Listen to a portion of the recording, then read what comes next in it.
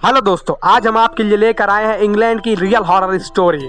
तो स्टोरी शुरू करते हैं। वीडियो को लाइक करें, सब्सक्राइब करें और हाँ, बेल आइकॉन जरूर दबाएं। इंग्लैंड की राजगद्दी साल 1509 से लेकर 1547 तक हेनरी के हाथों में हुआ करती थी। राजा हेनरी की कई पत्नियां और एलिजाबेथ और मेरी नाम की 2 बेटियां थीं।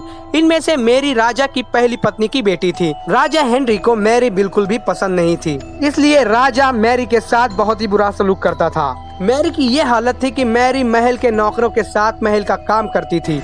अगर मैरी कुछ कह भी दे तो राजा उसकी कोई बात नहीं मानता था। सन 1547 में जब राजा हेनरी की मौत हो गई तो प्रजा की इच्छा के अनुसार 16 शताब्दी के दौरान हेनरी की पहली बेटी मैरी को इंग्लैंड की राजगद्दी दे दी गई। वो इंग्लैंड की रानी बन गई। उस समय इंग्लैंड की हालत बहुत अच्छी नहीं थी। इंग्लैंड कैथोलिक और प्रोटेस्टेंट इन दोनों धर्मों के बीच में बढ़ गया था। उस समय दोनों धर्मों के लोगों के बीच जंग छिड़ गई थी। रानी मैरी चाहती थी कि पूरे इंग्लैंड में सिर्फ एक ही धर्म हो, लेकिन लोग उसकी इस बात को मानने से साफ इनकार कर दिया करते थे। उसकी बात न मानने वालों को रानी मौत के घाट उतार दिया करती थी। वो ऐसे लोगों को जिंदा भी जला देती थी। रानी मैरी की इस करतूत की वजह से इंग्लैंड के लोग उससे नफरत करने लगे थे।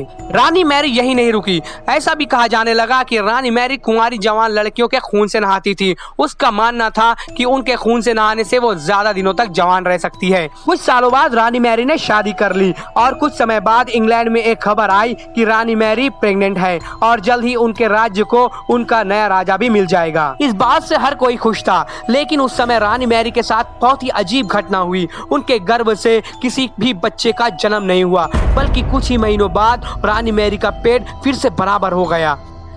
वहाँ के ओझा लोगों ने अपनी तंत्र विद्या से बताया कि रानी मैरी के गर्भ में कोई बच्चा नहीं बल्कि एक भूत आकर निवास करता है। जी हाँ दोस्तों, ये बड़ी ही डरावनी और चौंका देने वाली बात थी। कुछ समय बाद फिर रानी मैरी के गर्भ में वही भूत आकार लेने लगा और वो फिर से प्रेग्नेंट हो गई।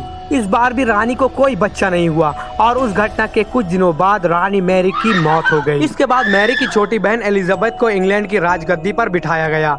एलिजाबेथ इंग्लैंड की नई रानी बन गई। रानी मैरी की क्रूरता की वजह से इंग्लैंड के लोग उसे एक निर्दयी औरत मानते थे। वहीं जब उसके गर्भ में बच्चे की जगह एक भूत का निवास होने लगा तो लोगों ने उसे शापित भी करार दिया और इसकी वजह से उसे लोगों ने ब्लडी मैरी का नाम भी दिया। उस समय के लोगों का मानना था कि रानी मैरी जिन लोगों को मारती है उन्हीं की बुरी आत्माएं रानी के पेट में आकर रहने लगी थी और उसे यहाँ तक के मौत के घाट भी उतार दिया।